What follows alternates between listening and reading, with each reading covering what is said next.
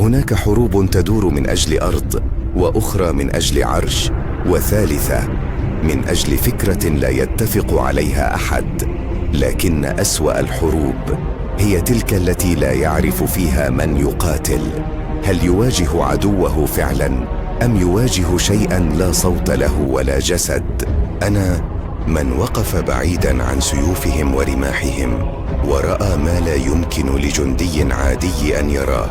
رأيت ظلالا تقاتل من خلف الصفوف، وأيديا خفية تغير اتجاه السهام قبل أن تصل. أنا الراوي المجهول، وهذه صفحة من حكاية يسمونها في الكتب حرب الوادي الأسود. لكن من عاشوها حقا كانوا يطلقون عليها اسما آخر: ليلة اختنق فيها الضوء. في غرب مملكة أوسيل كان هناك واد عميق يشق الأرض كجرح أسود، اسمه الوادي الأسود.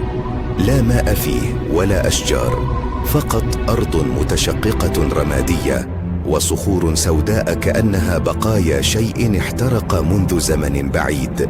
كان الناس يقولون: من نزل إلى قاع الوادي عاد بشعر أبيض أو لم يعد أبداً.